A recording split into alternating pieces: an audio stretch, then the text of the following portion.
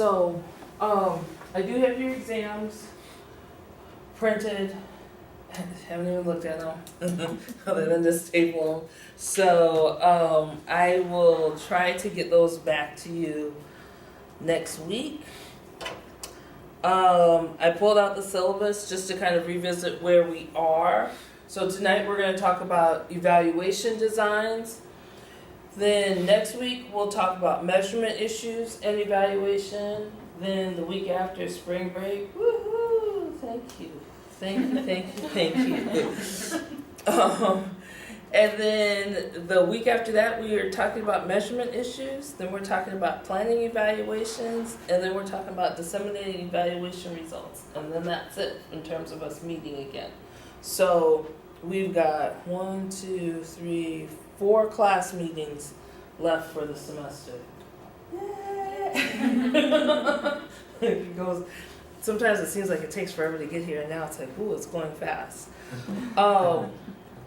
So I am going to try to remember to bring you all the information about your evaluation plans so that you have that for next week. So those of you that want to look at it over spring break, not that I would encourage you to do that, but for those that are anal and want to get started quickly, then you can do that, and we can move on from there. So I guess my biggest thing in terms of looking at where we are with this semester is that if you have questions, bring them so you can get them asked and answered before the end of the semester.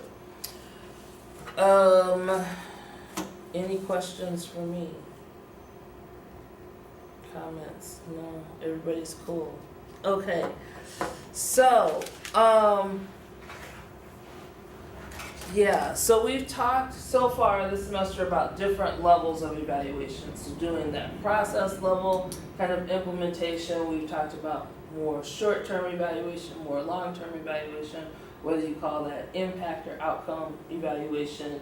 We've talked about those. So tonight, and through the rest of the semester, we're going to talk, at least for these next few weeks, about some issues, challenges that you have to face in thinking about doing your evaluation. So, tonight it'll be like, how do you go about like kind of the evaluation design? So if you've taken research methods, then some of this should be a little bit familiar, where you've talked about experimental designs and quasi-experimental and things like that. So we'll spend some time talking about it, but we won't spend a lot of time talking about it.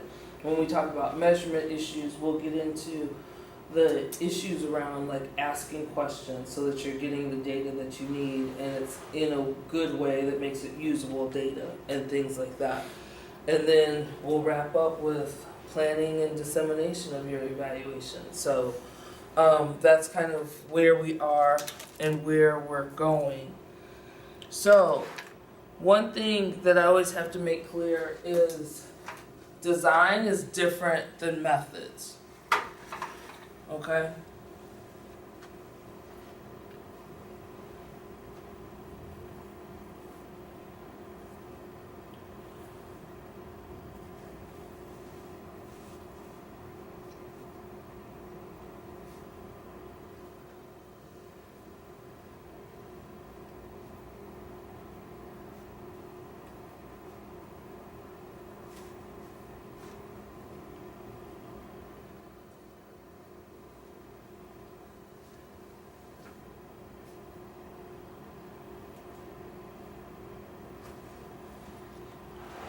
So even though you may have talked about design in terms of research methods, it's really, design and methods are different. And so design is then kind of that scheme, that plan that says, here's when we're going to collect data, and here's who we're going to collect the data from as a part of the evaluation design. Methods then are the way in which the data is going to be collected as a part of the data.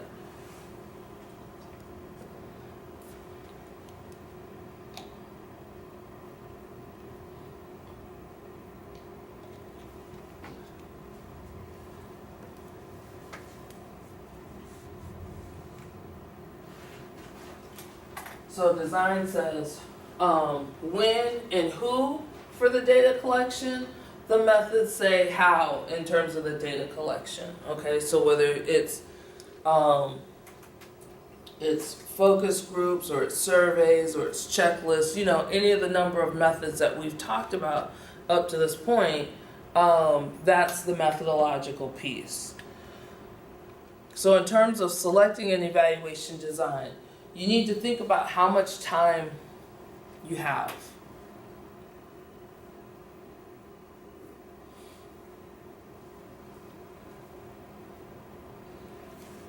Okay, so if you're talking about you want to do something where you're going to have multiple times where you collect the pre-intervention data and then multiple times where you're collecting the post-intervention data, then you got to build that into your timeline. So if you're saying, even take for example, if you just say, okay, we're going to collect pre-data, we're going to do the intervention, and then we're going to do post data. But we're going to collect post data at 3 and 6 months as well as immediately after. So now you've got to build in time for obviously that collection of your pre-data, which may be like at the beginning of the first section that you implement your intervention in. Unless you're collecting so much, you may add another session. But then you also have to build in for the data collection at 3 and 6 months afterwards. So your program isn't technically 8 weeks or 16 weeks, 12 weeks, whatever it is, but you've also got things going on at 3 months and 6 months and things like that. So now you've got to think about in terms of time. If this is a 2-year project, do you really have the time to collect that data 3 and 6 months out in something that you're going to get paid for? I mean, you can always do it not getting paid for, but will you have the staffing around to do that? The other thing to think about is financial resources.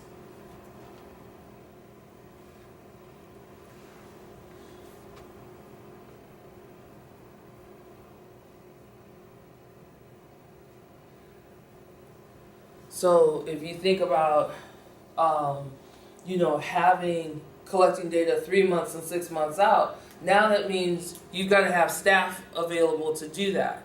So if you're implementing and you're doing your implementation on a rolling basis, so now you're collecting data on a rolling basis, then it may be that your staff who implemented the intervention won't be available to do those further out data collections because they'll still be implementing the intervention with other groups. So now you've got to build in, think about money for, I got to have somebody, staff, whether it's, an undergraduate student, graduate student, it's, an administrative assistant, whoever, to go out there and collect the data.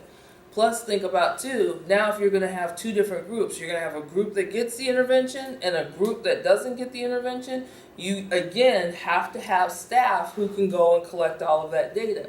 Plus, everybody likes to say that data collection is cheap, okay? But, because they're like, oh, you just do it online and blah, blah, blah, blah, blah. Well, if you, like here at the university, we have access to Qualtrics, okay? So any of you guys, if you're looking at doing an online survey for your capstone, go through the university, you can set up a Qualtrics account, you can collect your data online for free, okay? But now, if you're in a regular organization who doesn't have access to Qualtrics, now that's an expense you've got to think about collecting or paying. If you're going to do qualitative data, I just had this conversation today. We're like, okay, we're going to do key informant interviews. Okay, well, we've got to pay for somebody to transcribe those interviews. And then we've got to do the data analysis. So that all of these things cost money. So look at what you've got the financial resources to do. How many participants can be included? Okay, so some of you may remember from program planning, you said, oh, we're going to do our project in Clark County. Okay, well, it's not going to be feasible to survey everybody in Clark County, okay?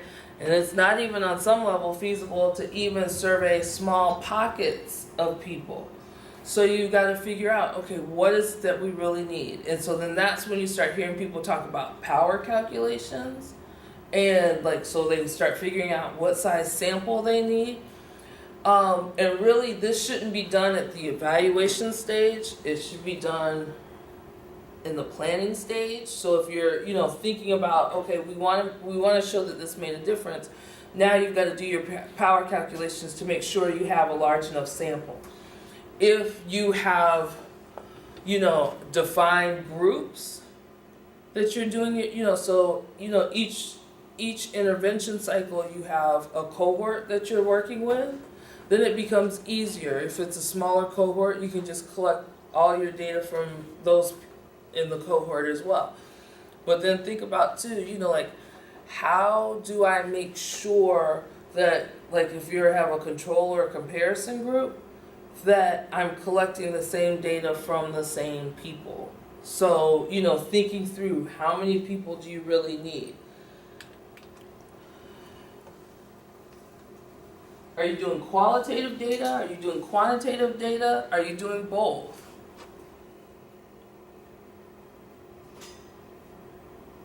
Okay, those will have some implications for your design. And obviously will have implications for time, financial resources, and even the number of people that you include.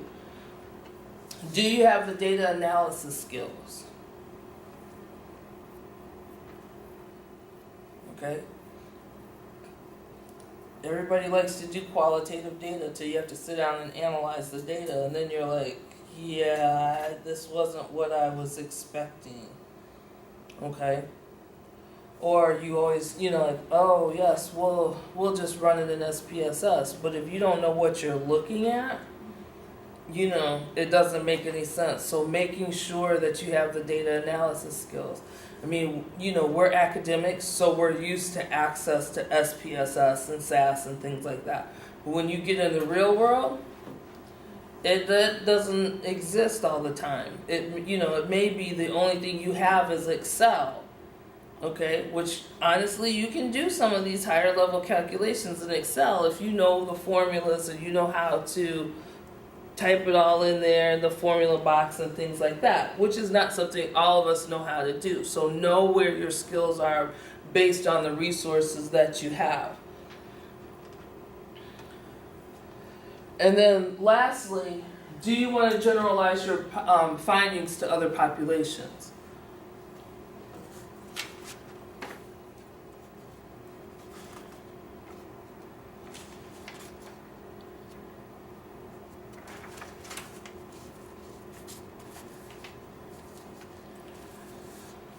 So, in terms of, generalizability, for some people it doesn't matter. You're just doing the evaluation because that's what the funders say that you need to do, and you're only doing a process level evaluation. But if you're doing some higher level evaluation and you want to be able to say that I did this program, these are the real results I got, you should be able to get similar results. Well, then that requires a different kind of design. It's not going to be just a process level evaluation. So, and I should have said this was the last last point on this slide, not the last point about this point. So, looking at your stakeholders, okay? And are they going to be concerned about validity and reliability?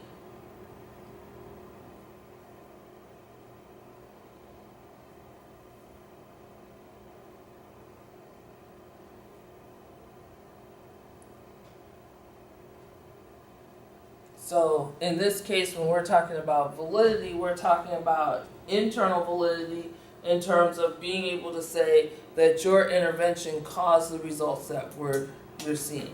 Is your organization concerned with that? Or your stakeholders concerned with that? Or are they concerned with, if we keep doing this intervention over and over and over, will we get the same results? Okay, that's the reliability piece. So, some organizations most organizations probably aren't that concerned.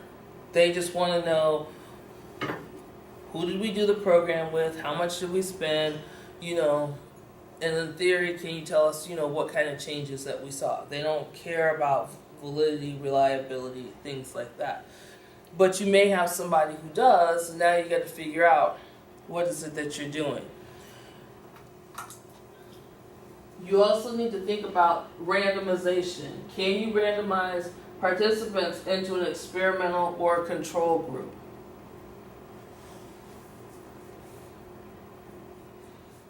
Okay, because as you will see moving forward,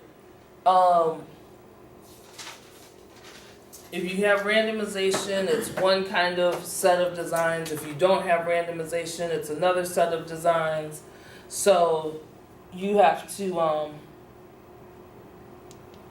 look at those.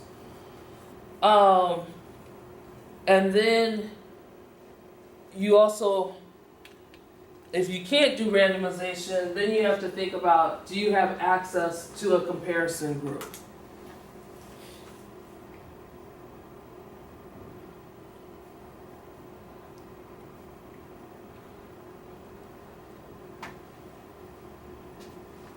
So if you can't randomize, but you have access to a comparison group, then this is one set of designs, this is another set of designs. If your answer here is no, then that's another set of designs. So thinking through all of this, as you are looking at designs and what it is that you need to go forward.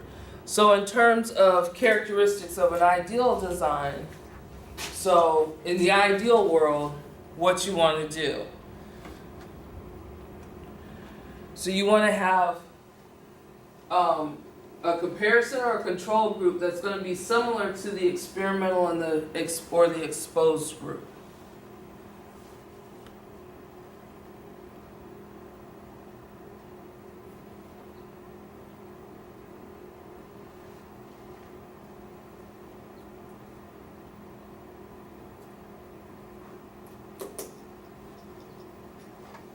Okay, so you're going to want the people who are getting the intervention to be as similar to those people who aren't getting the intervention. So that obviously you can say, okay, well, things, we can attribute to our intervention. It's not because they were inherently different, and that's why you didn't have the results that you had. And so part of what this means is you've got to assess before the intervention and really run some data there. Where's that cat? Oh my, that's a distraction cat. Huh? That cat lives here. I need a distraction cat because that's exactly what happens every time it walks by. Right. I'm like, okay. So, so you'll, in order to figure this out, you'll do your pre-data collection, and ideally you'll want to analyze the data first to make sure, do your comparisons, whether it's a t-test or a paired t-test or something where you're a novus.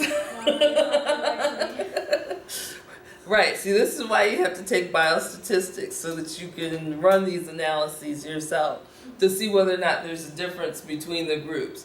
If there is a difference between the groups, then you may have to stop and reshuffle.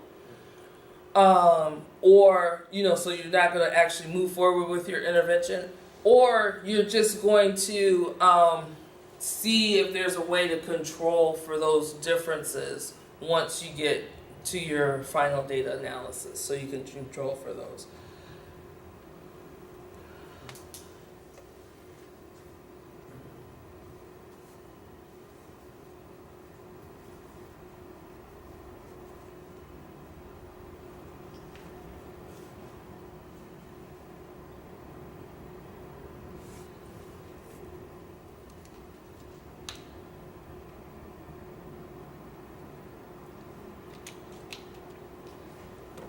So you also want some measurement of unbounded outcomes before and after the intervention.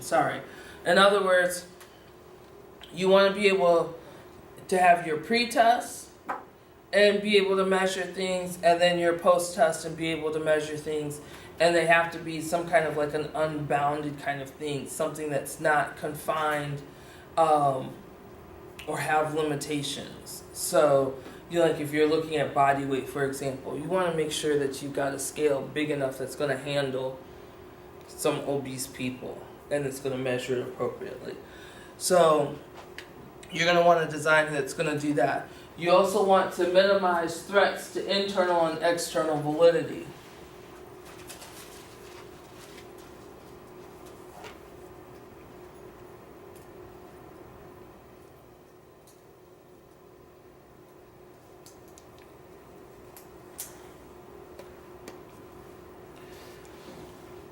So internal and external validity we'll talk about next time in terms of measurement issues, but just know that, like, if you're talking about internal validity, then one, you're saying that it was your intervention that made the changes, and that what you're measuring, how you're measuring what it is that you're measuring. So how you're measuring your outcomes specifically measures those outcomes.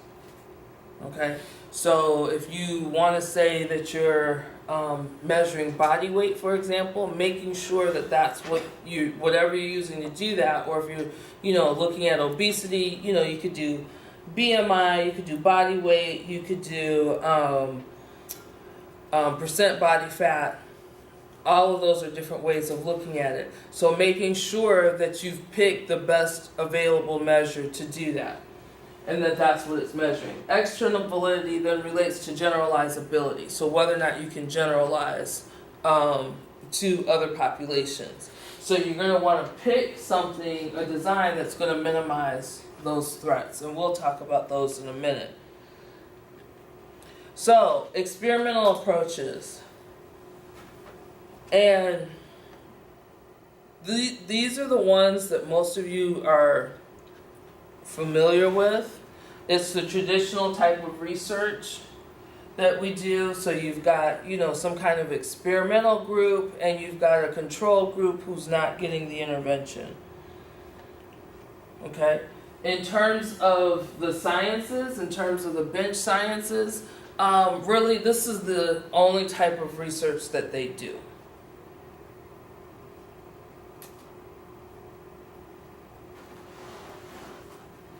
And so, if you think about it in terms of dealing with people like we do in public health, it's not always easy to do this, okay? And I think that's the key to think about. So, experimental approaches, experimental designs are always future-oriented, okay? So you're not going to be able to ask somebody to think back or look back at what's going on. They're going to be future oriented.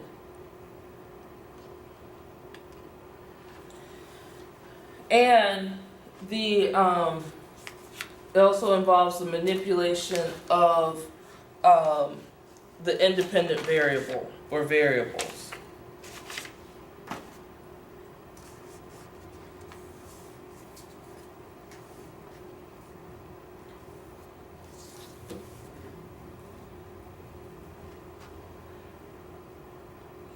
So in terms of types of designs, like types of experimental designs, you've got obviously non-experimental designs. So for which there's, like you're collecting data, but there's no real experiment to see whether or not something actually worked. Then you've got a quasi-experimental design. So this is where you're trying to see on some level whether or not what you did worked. And then you've got the experimental design where you have some you're definitely trying to say for sure that this is what caused the change and this actually worked. So before we jump into each one of these different experimental designs, I just want to talk briefly about the research design notation.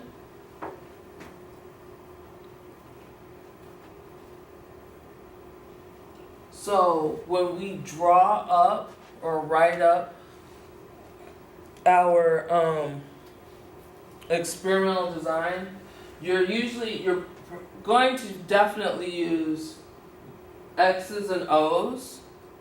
Okay, so O's are going to be your observations. These are going to be the times that you take your measurements.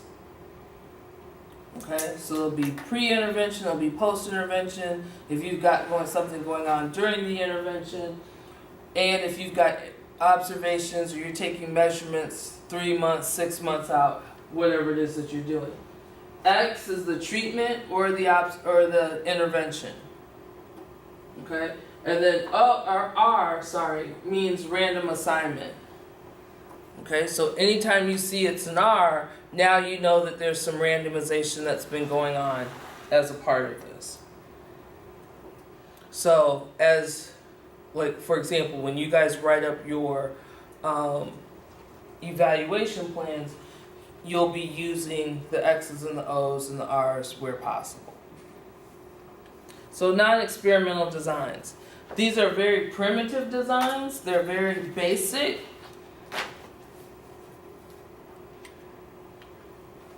So, and they're designed to show the effects of a treatment or the effects of an intervention.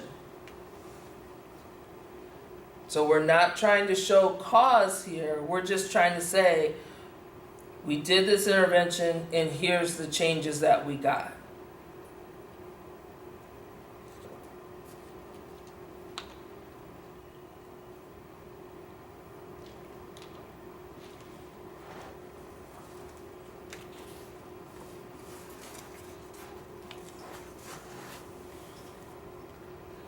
So, and then in terms of internal validity, it doesn't control for any of them. So if you think about it, if you're not showing cause, you're only showing the effect, then you can't say it was your intervention that caused that change. Okay?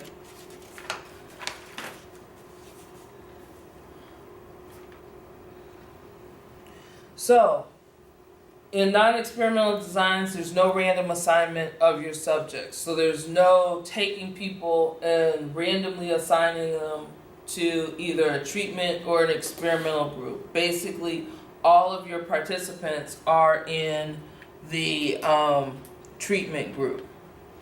So the basic design is a pre-test, post-test. Pre-test, post-test, in which you have the test administered, followed by the program, and then the same test administered.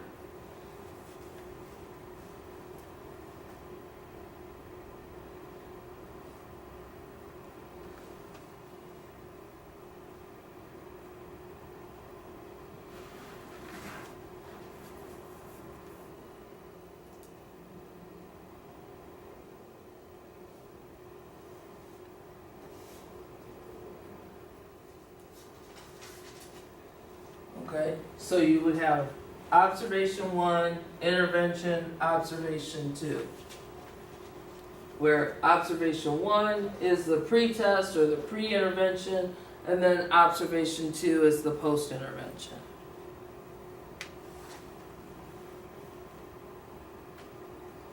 Very basic, you know. The other type of design is a time series design, and I think we've talked about this before. So in a time series design, you have a series of observations that happen first to kind of establish your baseline, followed by the program, and then the test administered again. Okay, so it might be another series of observations.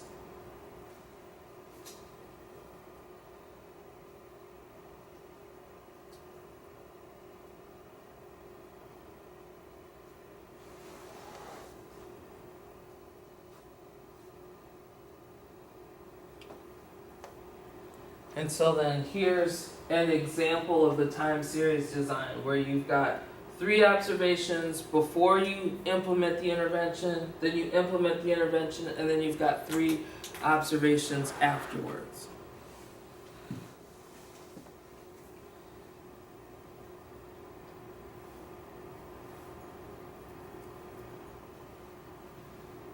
Okay, and so you might do this, you'll do a time series design when your outcome of interest can vary.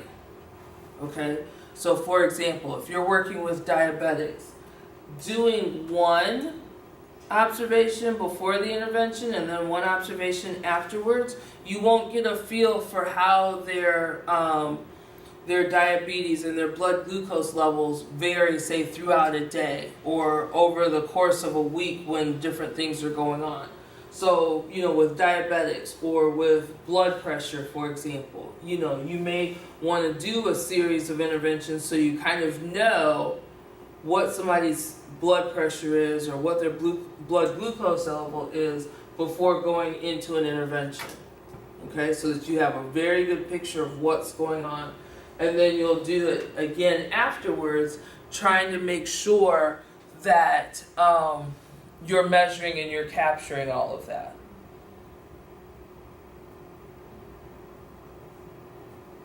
Okay? So quasi-experimental design. So in terms of comparison to a non-experimental design, a quasi-experimental design is going to be better. Okay? It's going to allow you to say a little bit more. You use a quasi-experimental when you can't randomly select or randomly assign to a treatment group.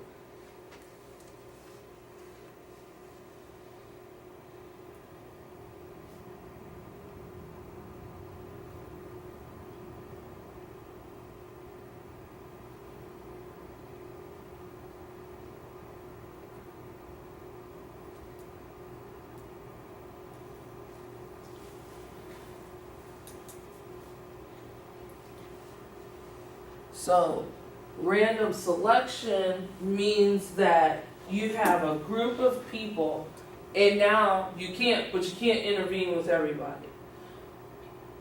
So now you're randomly selecting people from this larger group to form your 2 smaller groups. Okay? Random assignment, on the other hand, means that you have a group of people from which you can select from, and you're going to involve everybody that's in this group, and so now you're randomly assigning people, you're going here, you're going here, you're going here, you're going here, you're going here, you're going here, that kind of thing.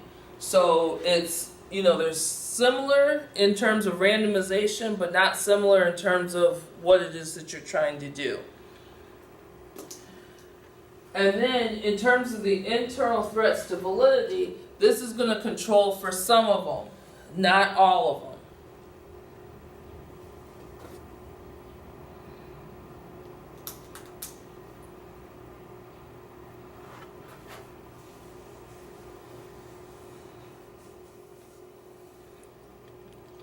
So now quasi-experimental is going to promote external validity, so looking at the generalizability as well as maintain internal validity in terms of being able to say, for sure we did this intervention and here's the results that we got. Not necessarily that the intervention caused the results, but we did get some results. Okay? So, like the non-experimental design, we have a pre-test, post-test design.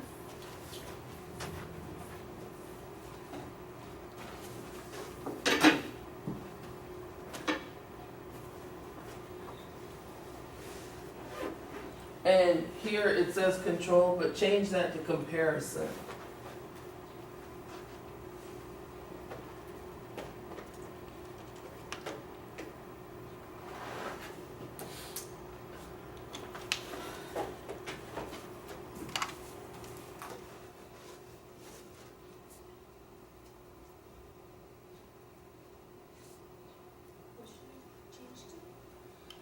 Change control to comparison.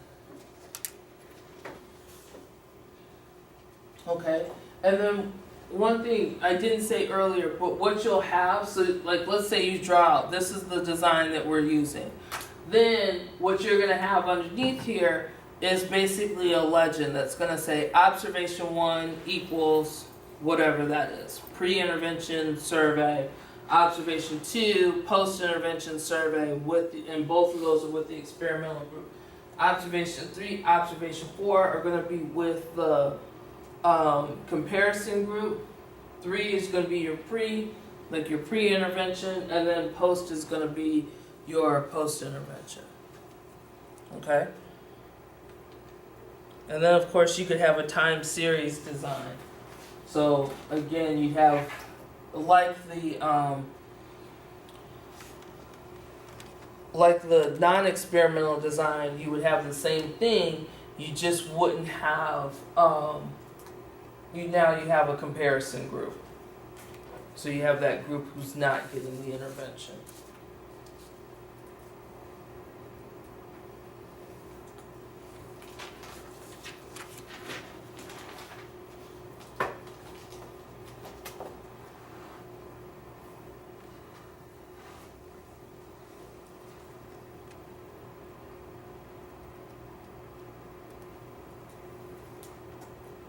Should this one be changed to comparison to? Yes. Yes, this one should be comparison to instead of control.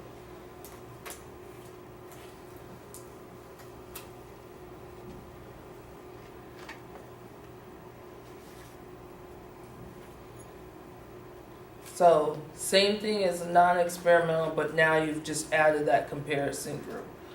So now your experimental group is what's recommended when it's possible, okay? And it's not always going to be feasible to do an experimental. But for random selection, for experimental designs, now you have random selection of your sample from the larger population.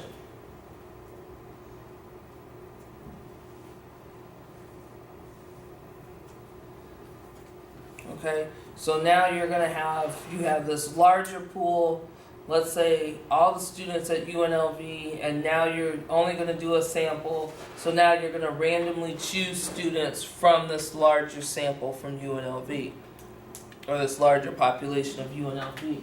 Then you're going to do random assignment of your subjects to the treatment group.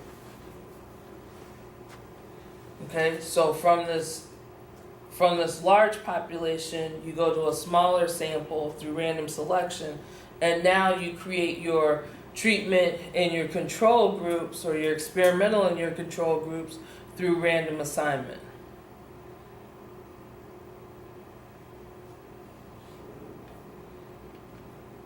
And so now you're going to control for pretty much all of your threats to internal and external validity. So at this point, you'll be able to say pretty much without a doubt that it was your intervention that caused the changes that we're seeing. Okay, so in terms of thinking about our levels of evaluation, this is the designs that you use for outcome evaluation. Okay? And outcome evaluation really only at this point. So you've got a better control for your research shortcomings. So you've got the pre-test, post-test design where you've got random assignment, you test all the groups, program to some of the groups, and then test again.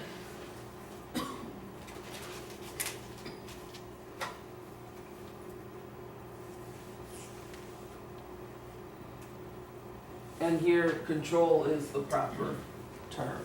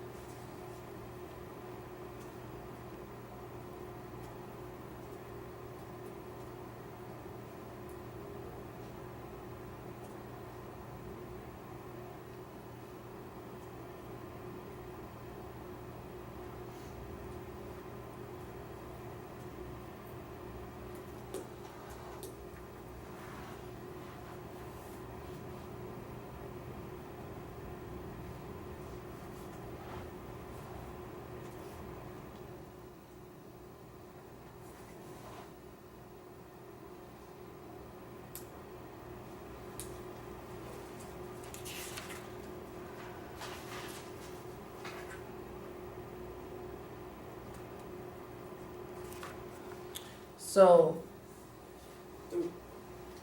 the R here, obviously meaning randomization. It says all groups because you could have an experimental group and a control group, but you could also have another group as well. You could put as many groups here as you want. So if you think about situations where you want to know if the new intervention, how that compares to people who get usual care versus people who get no intervention. Okay, so now you're going to have 3 different groups as opposed to 2 different groups. So it's really thinking through, like, what are you really trying to demonstrate and what kind of groups do you really need. Now here, under experimental design, you can do a post-test only design. Okay, post-test only design says there's random assignment, then there's the intervention or the program to some groups, and then you test all the groups.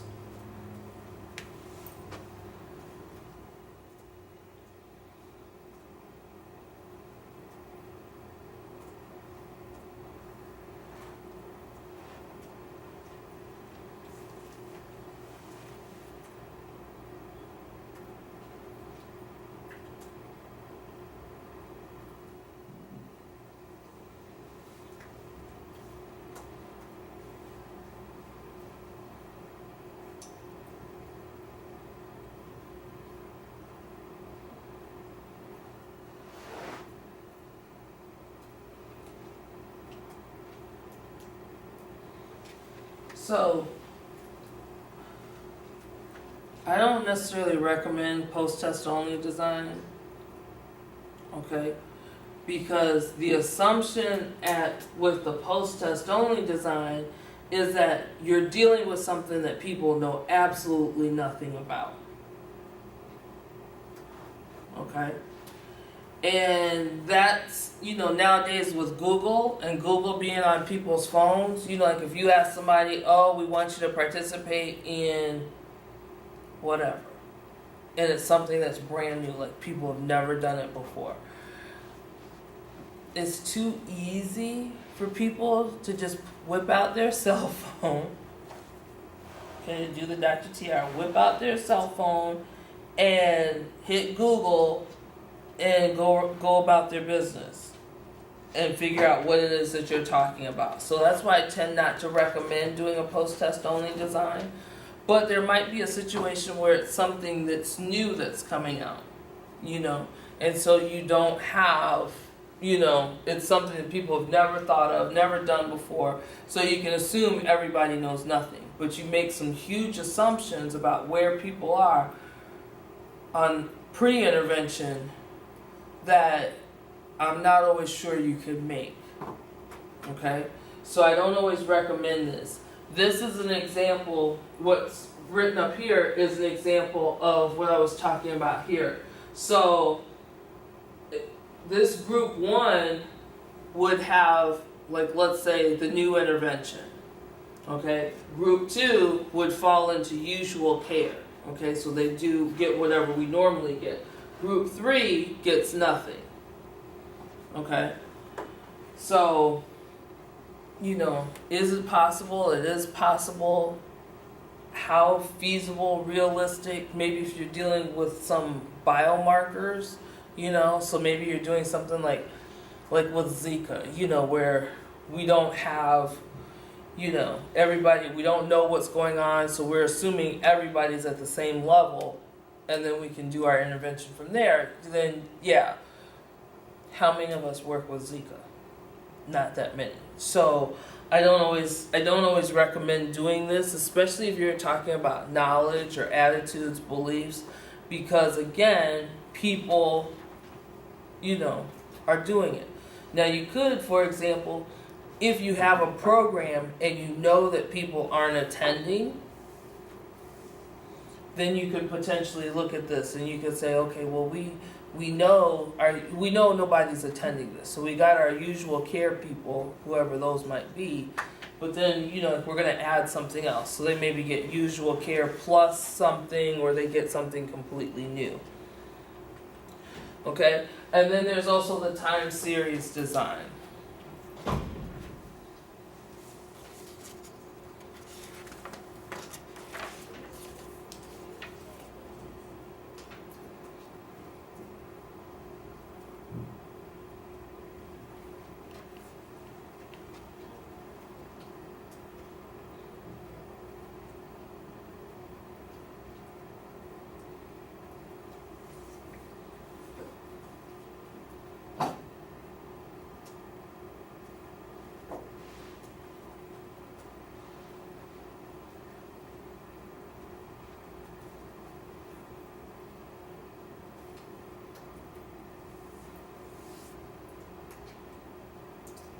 Okay, so again, with this type of design, you would have then a legend down here that says observation 1 and what that is, observation 2, so on and so forth. So you've got 12 observations that are going on here.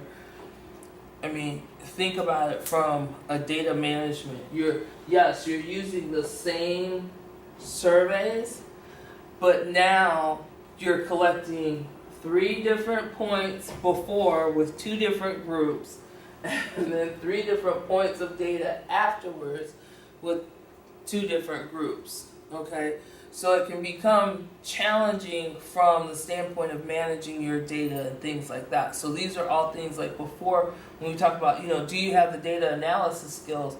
Well, you got to be able to manage all this data and even collecting all of this data. Okay.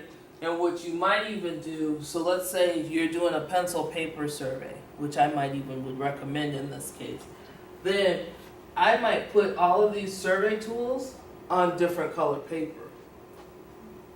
And then in the legend, say down here, observation 1, 6 months pre-test, and it's on white paper. Observation 2 is 3 months pre-test, and that's on yellow paper. And then observation 3 is immediate pre-intervention, and that's on, light green paper or something like that. Just so that you can keep track of it. Because if you put it all on white paper and you don't have any kind of code to be able to tell you, like, this was observation 1 or this was 2 or whatever, it can get mixed up real fast, and then it just throws everything off. So you're gonna, like, as you think about these things, you say, oh yeah, well that's easy to do. But when you get into the logistics of getting it done, then that's where you're gonna have to think about it. So here's an example of design. So you could have many, many, many different kinds of designs out there. Okay, and these are a lot of the ones that I just presented for you all, just so that you can see.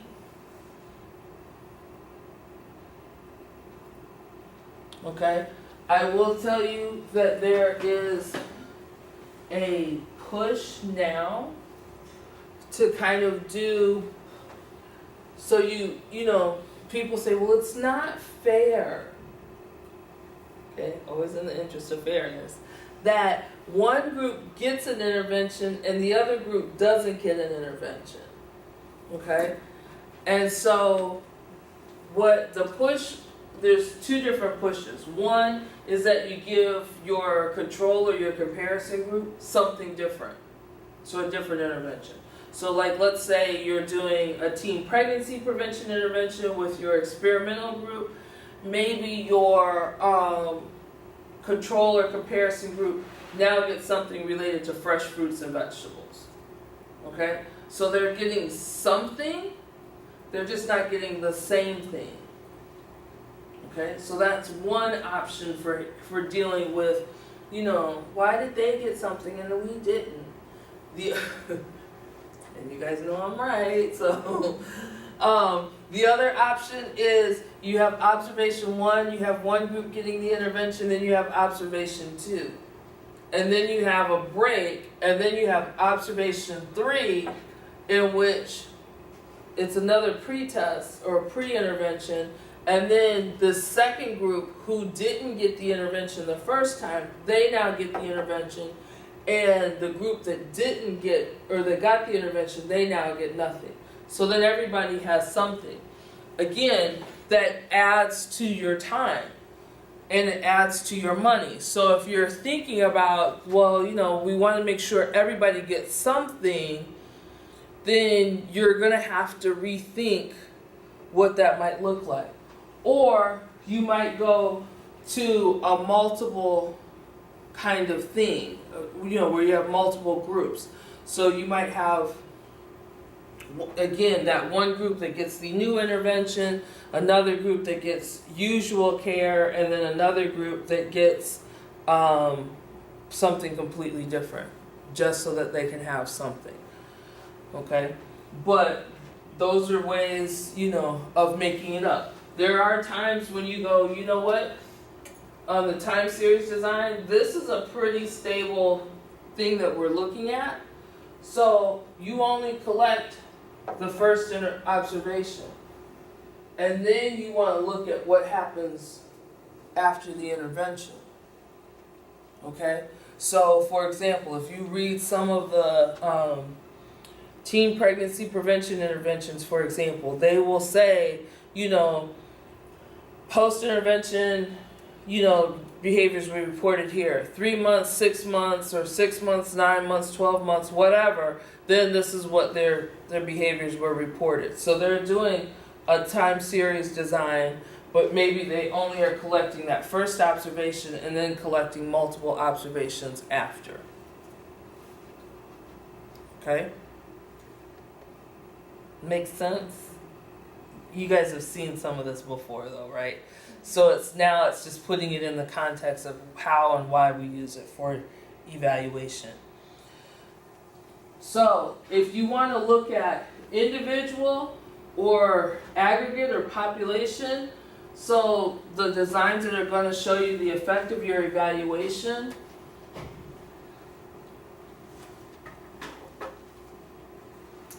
then these are the designs, and here's the levels that you can see the effect.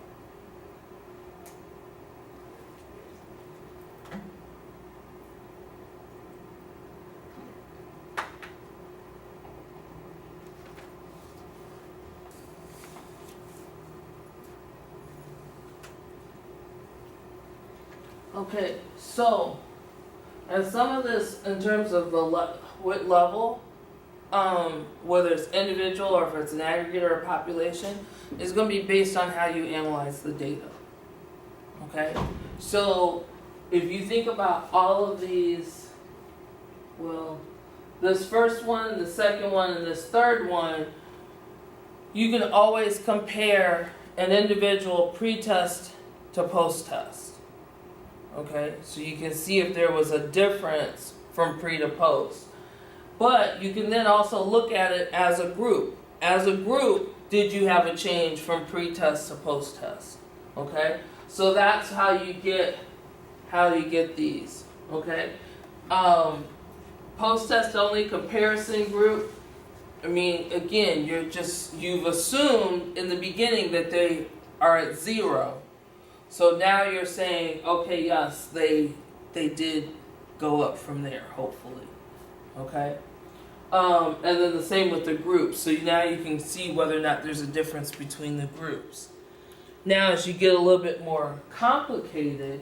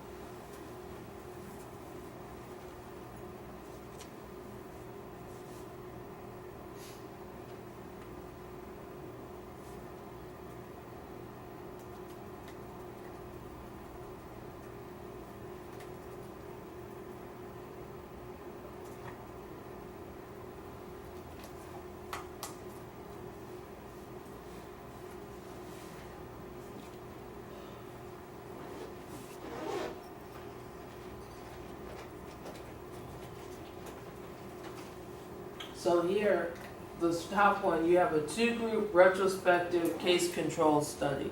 So you've got 2 groups now. One's going to be your case, one's going to be your control, but you're going to be looking retrospectively. So they've, in theory, are already starting out at a different point because you're asking them to look back. Okay? So really, you can only just talk about effects at an individual level, not at a group level, because again, they're starting out at different places. 2-group prospective cohort studies. So now you've got cohorts that are all doing the same thing together, and they're moving forward. Again, you can really only look at an individual level because cohorts may vary coming in already. Okay, so you can't really aggregate. So when you got 2-group pre-test, post-test, obviously individual level, but also at an aggregate level. If you're doing a 2-group pre-test, post-test with random assignment, randomized trial, so some kind of a randomized controlled trial, obviously individual level. If you're doing a cluster trial, then you can also do at a population level or an aggregate level. So think, sometimes you need to think about that. Based on the design that you're going to use, there's only going to be certain levels that you're going to be able to say things at. Most of the time, you're going to be, back on the previous slide with that one group pre-test, post-test, maybe a 2-group pre-test, post-test, but most of the work that you all will do is going to be more that. So we talked about choosing a design and when to, and like some of the things that you need to think about in choosing design. And so we're gonna, now that you've seen the designs, let's kind of put some more teeth around what it is that you're gonna be looking for. So one is thinking about when designs are used. Let me just say this once and I'll say it again. You do not use designs when you're doing process level evaluation.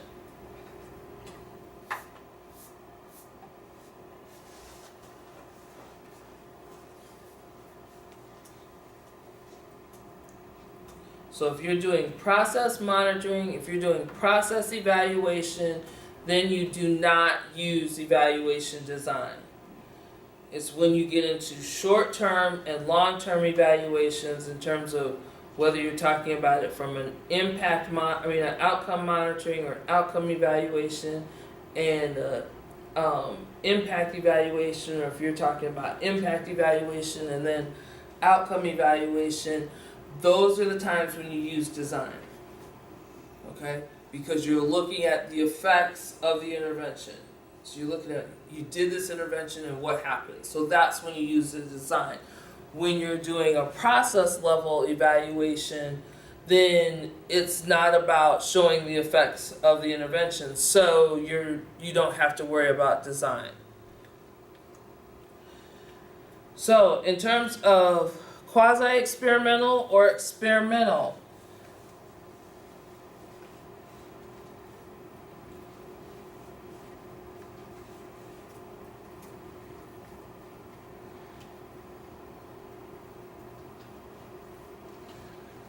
so you're going to want to use quasi-experimental or experimental when there's outcome information that exists before the program is delivered. So before you implement your intervention, do you have or can you get that pre-test data, that pre-intervention data?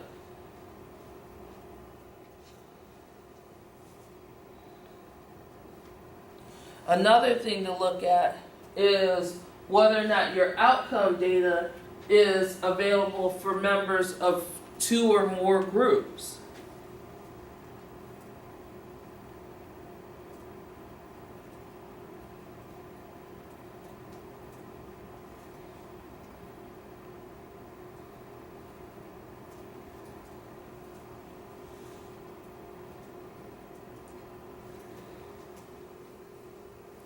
Okay, so think about the non-experimental designs. They didn't have any control or comparison group.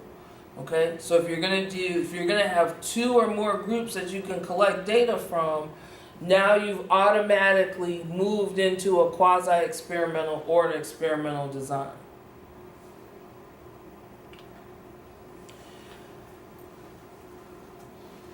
And then so now that you have the 2 groups, the intervention has to be received by members of at least one of the groups.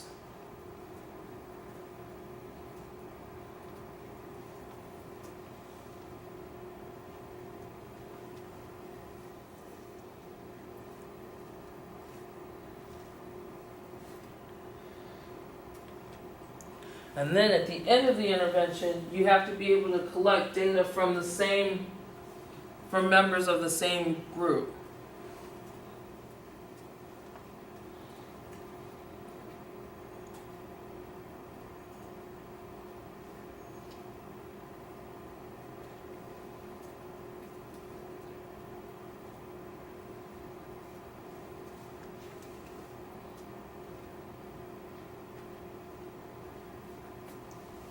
Okay, and we'll talk about this when we talk about measurement issues, but you don't want to collect your pre-intervention data from one group and then have a different group that you're collecting your post-intervention data from, because you don't know whether or not those 2 groups were inherently different. So you want to make sure the same group of people that you collected your pre-intervention data from are the same people that you collect your post-intervention data from. Okay? And then if you do an observational type of thing, then you need to have a bounded health outcome. Okay? And by bounded, we mean usually birth or death.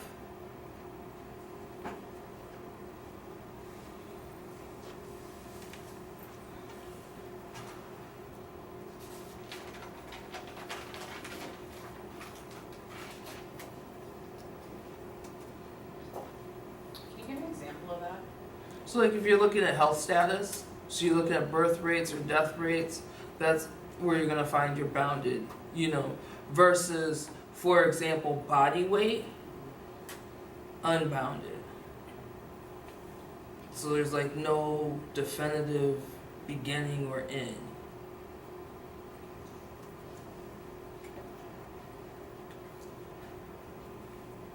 So this graph here shows the relationship between causality and design costs and complexity. Okay? So if you want to show how much it costs and how complex it is versus ability to show causality. So you got design costs and complexity from low to high here, ability to show causality from low to high here. Okay? So if you're just documenting your outcome, okay? If you're just saying, we did the intervention and here's the outcome that we had, now you're looking at a pre-experimental design or one group only, maybe it's a post-test only. Okay? It might even be a pre-test, post-test design at this level, but it's only one group. So now when you move up in terms of outcome assessment, now you're looking at observational designs.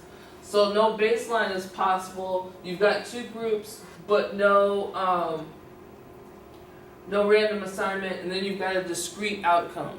So there's like maybe 2 ways or 3 ways that your outcome can fall out. Either they did it or they didn't. Kind of thing. Quasi-experimental says 2 non-matched groups, no random assignment, pre-test, post-test. So now you're showing more causality, but you're also getting up there in terms of complexity and cost. And then your outcome evaluation, your experimental designs, where you've got random assignment, pre-test, post-test, and you've got 2 groups, higher level of complexity, but also higher levels of higher levels of causality, but also higher levels of cost and complexity. Okay? So again, it is very possible that you write a grant to the feds and you don't get funded to do this. Okay? Because the feds have said, first of all, the design and complexity to do this for the average health department, community-based organization is too much.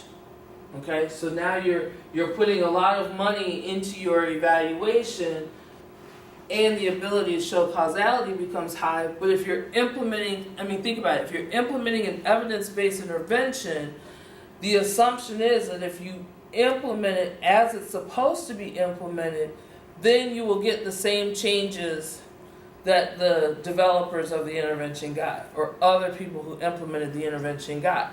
So there's no point in paying you to do this through a grant, because other people have already showed that it works. Okay?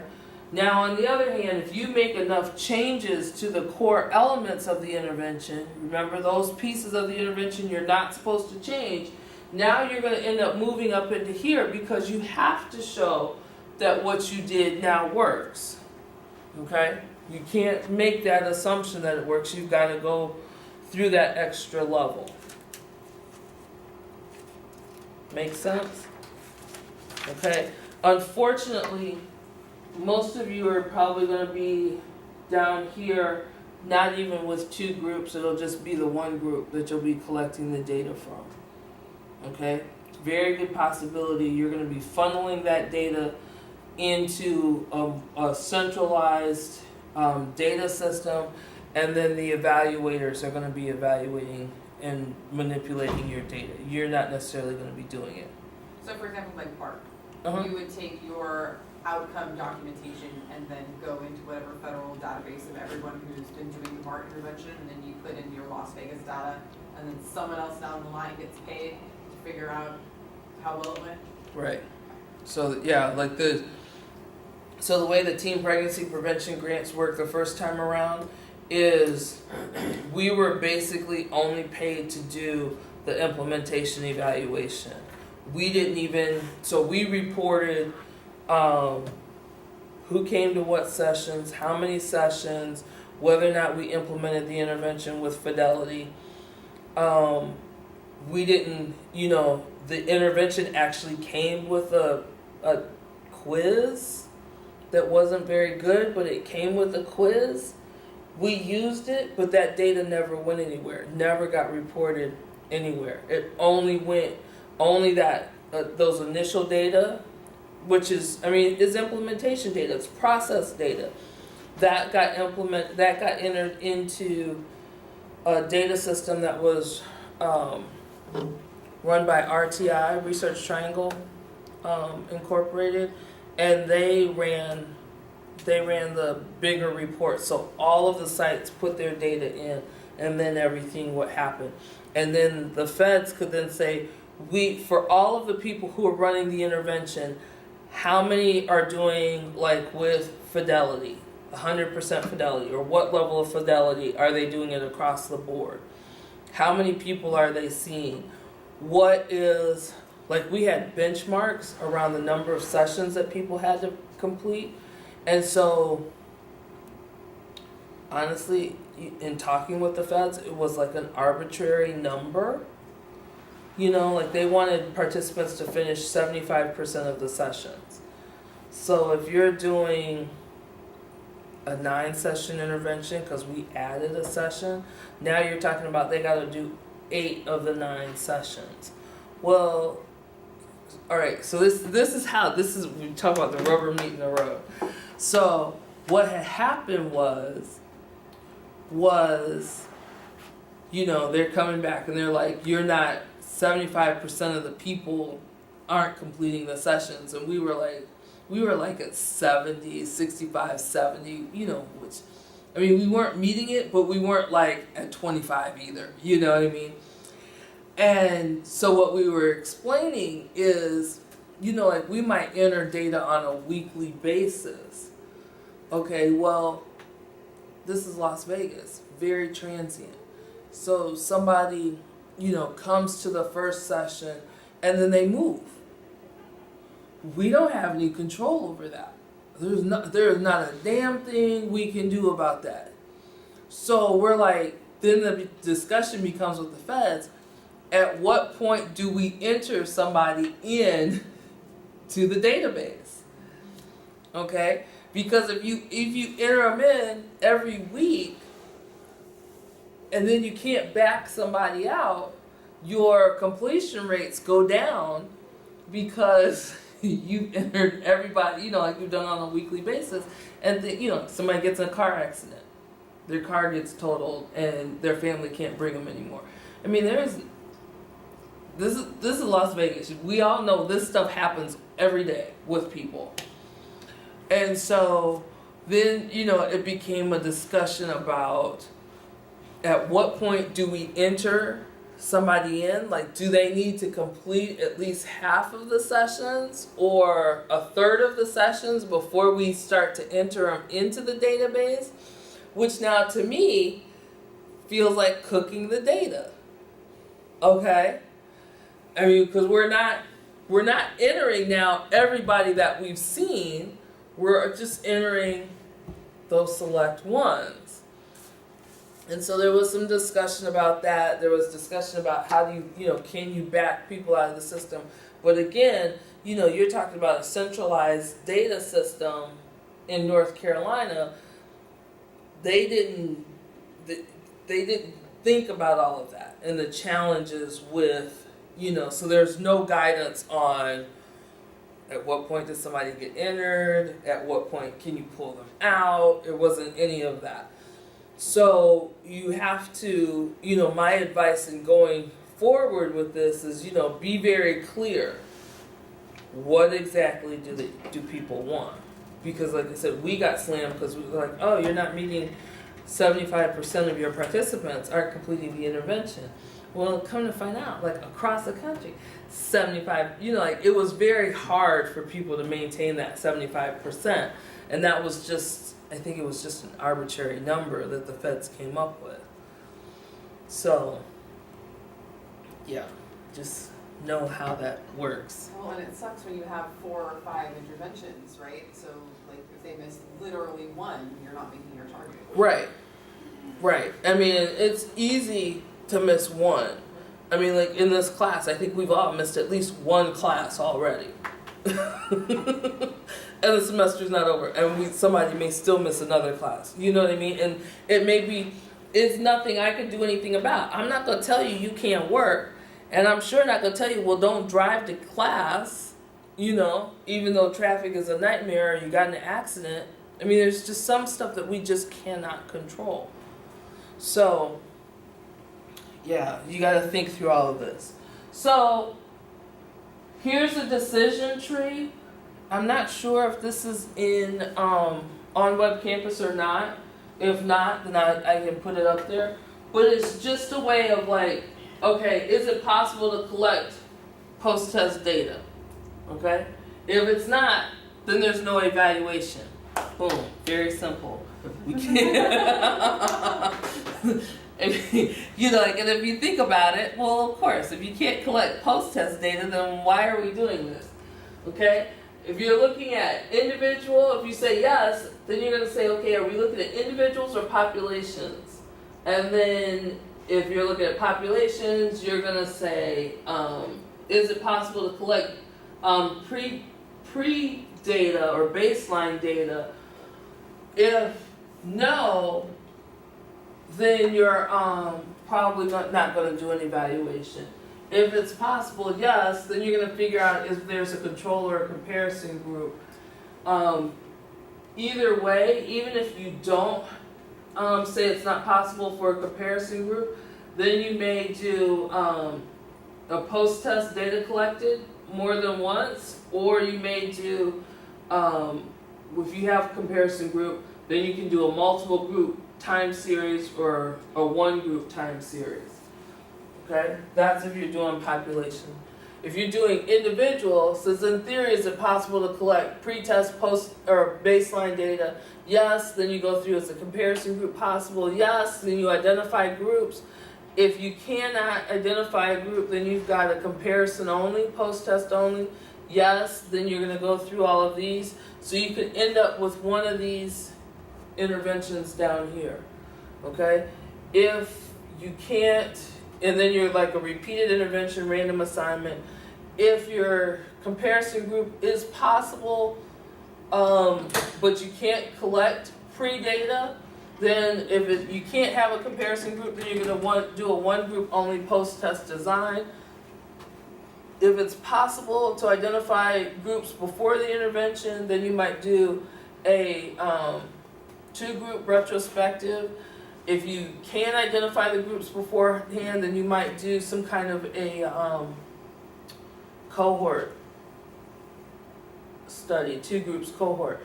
But this kind of walks you through and thinking through what is it that you're going to do and choosing that design.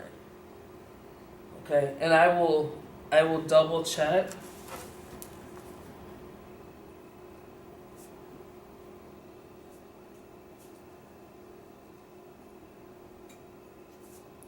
And if this is not on Web Campus, I will post it up on Web Campus for you. Okay, so we've talked about the design piece. And again, the design piece is not a survey or a focus group or whatever. Rather, the design piece is talking about when you're going to collect your data and who you're going to collect it from. Okay, now, one of the things that always comes up is sampling. Okay, so looking more directly at who you're going to collect your data from. Okay, so when we say who you're going to collect your data from, that's the sample. Okay, and your sample may be all of your participants, or it may be a subgroup of a larger population.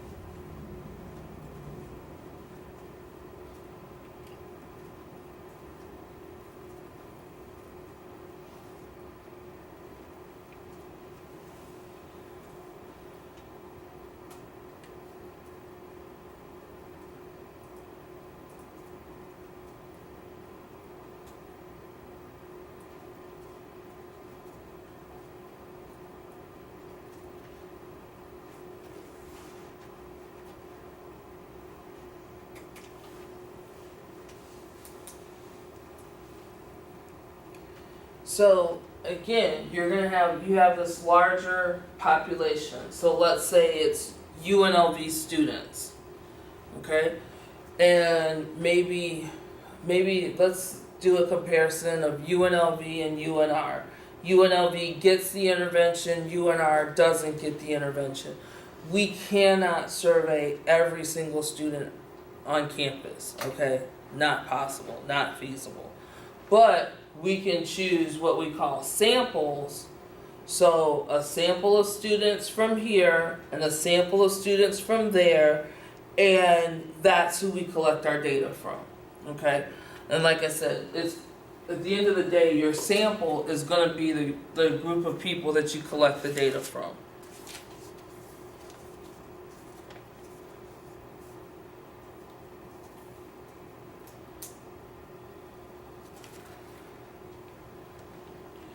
Okay, so you will do power calculations. We just talked about this today. To determine how many people you need. Okay, like students always come to me and they say, "Well, how many students do I need?" I say, "Oh, the more the better," you know. But if you want to be able to show statistically that there's a difference, then you have to do a power calculation. Okay. There are programs, apps online that you can use. I think even SPSS will help you calculate the sample size that you need based on the power level that you're trying to achieve, as well as how many people are in the larger population. Okay, and so sometimes it's not always as many people as you think you're going to need. Okay, you just need a smaller group of people. You know, my recommendation for you guys with your, well, I'll say professional papers is probably going to be like, if you're going to do a survey, you need to get at least 100 people, and that shouldn't be that challenging on some level. You know, but on the other hand, doing more is always better, because then that gives you a better ability to say, you know, what you're seeing here is actually a real difference. At the same time, that doesn't mean that you need 1,000 people either. You might only need 200 or 300 students, or, you know, from a sample of a population, 200 or 300 people, in order to get what you need. So just kind of think through some of that, and, you know, don't be afraid to consult with a biostatistician and say, hey, can you calculate, you know, power for me? I need to know blah, blah, blah, blah. And they will probably go to Google power calculation, and they'll pull up some formula for you to use. And they will probably, but they'll ask you some numbers, like how many people are in this larger population, so that they can figure out how many people you need in the sample. Okay? Sampling is then how do you go about choosing the sample? So it's the way in which the sample is selected.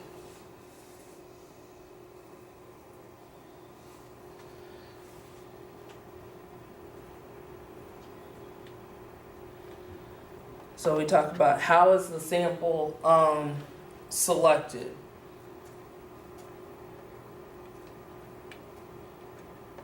And then how many people are in the sample.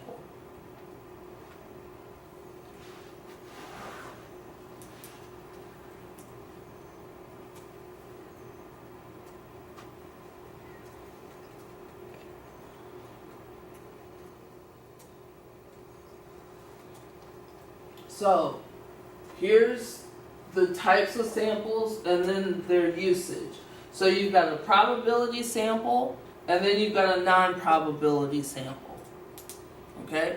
Probability sample is basically randomization. So people can randomly pick, or you randomly pick who might be in your sample. Non-probability, some of you have probably heard of such things as convenience samples. Okay? That's a classic non-probability sample. So the chances of somebody participating are unknown. Okay? Versus in a probability sample, or where you've got randomization, then every person in the population has a chance of being selected.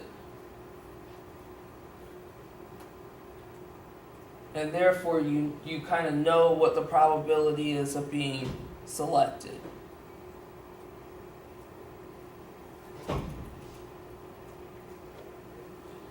So if you are, when you need to use a probability sample is where you want to demonstrate causality or causation. So you want to show that here's the effect of our program. Our intervention caused this change. Then you're going to need to use a probability sample. Okay? Again, because it has the randomization. So everybody has a known chance of participating. Okay? And again, for situations where you've got, where you want to show that your intervention caused the changes that are occurring, you're going to want to use a probability sample. Okay? So in other words, when you get to, you've done the process monitoring, process evaluation, you've even done outcome monitoring, and now you want to do outcome evaluation, then this is where you need to be. Okay? On the other hand, you use non-probability when you're not trying to show causation, where you're just trying to document the outcome. You don't really have a sampling frame. You maybe have a very hard, small population that you're trying to reach, or you have a hard to reach population.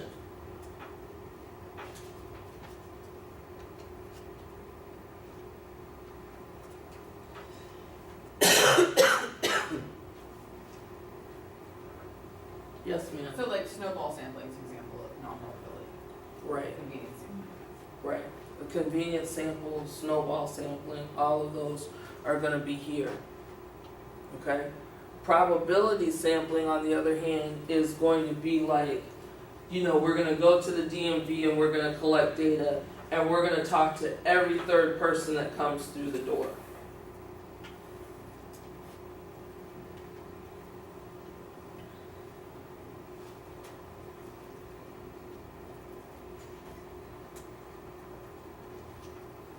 Okay, another option with probability sampling is you use what's called a random numbers table to randomly select people. So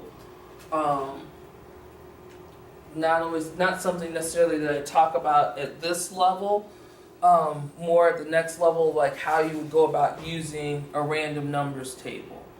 But I mean, you could even, there's probably an app on your phone that you could use for, randomly selecting people. But it could be just as simple as every third person that comes in or every fourth person that comes in, this is who we're going to, who we're going to ask the survey. The key with that though is now you got to get to fill out your survey.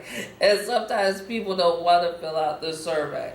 And so, it gets tricky when you're out in the field trying to collect data that way.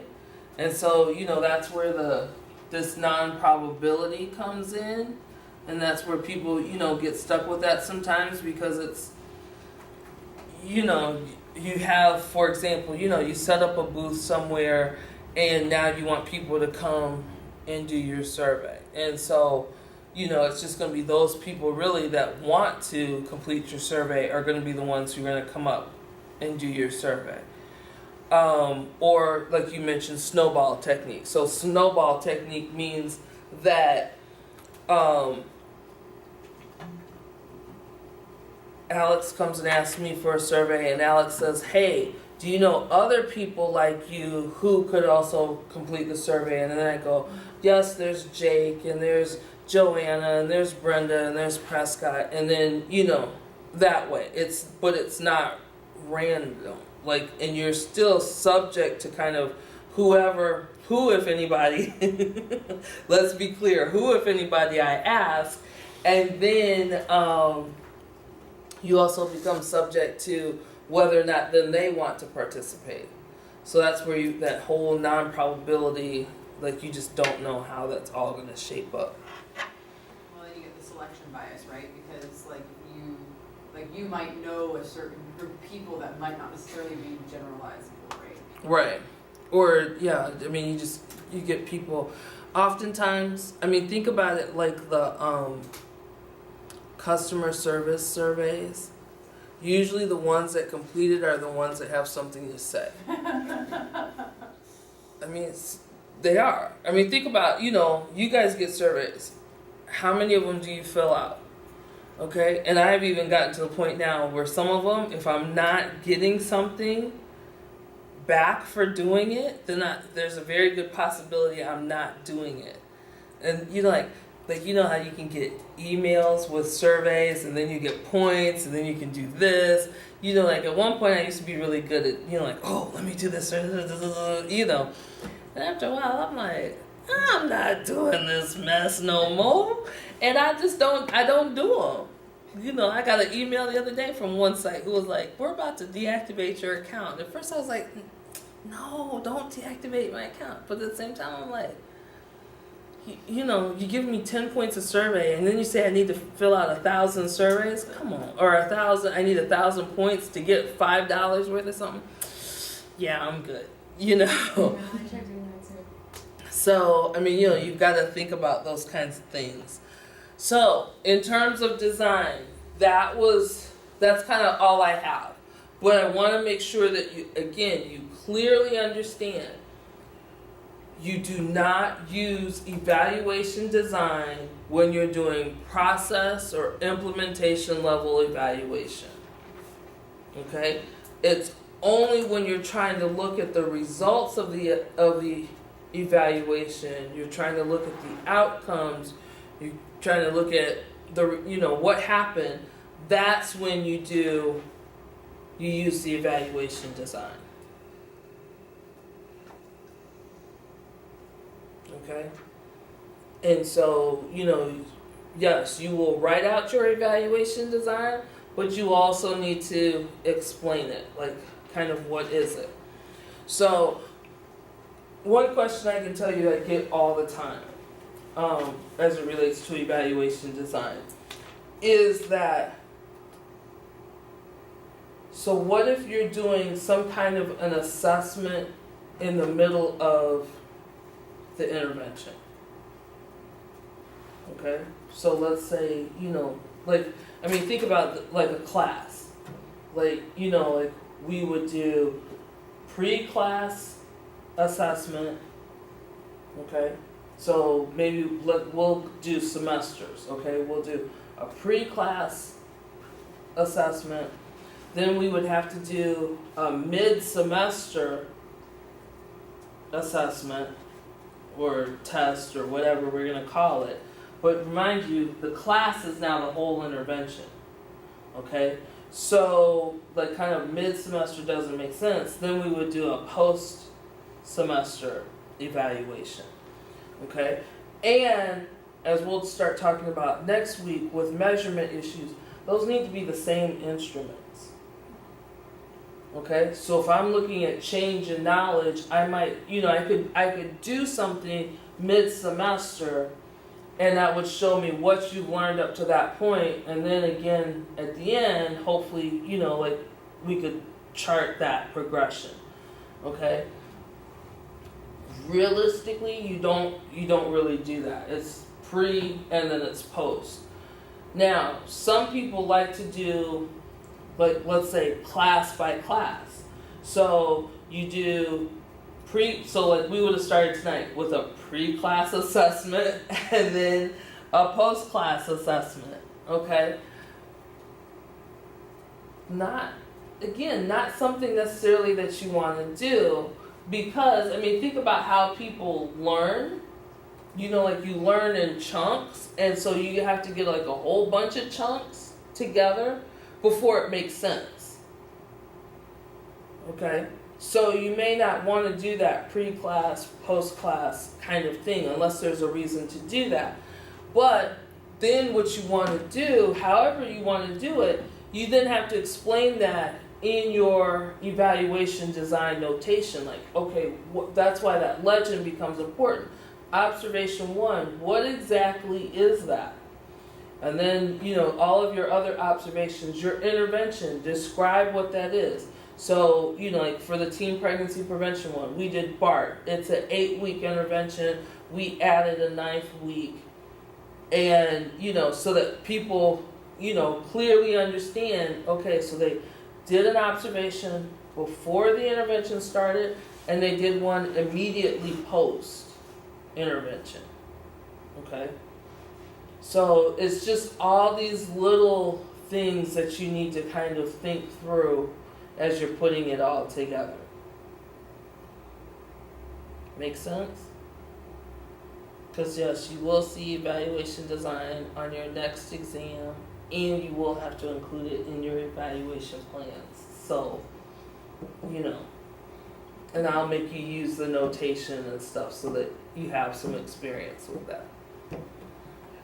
So, any other questions, concerns, comments about tonight?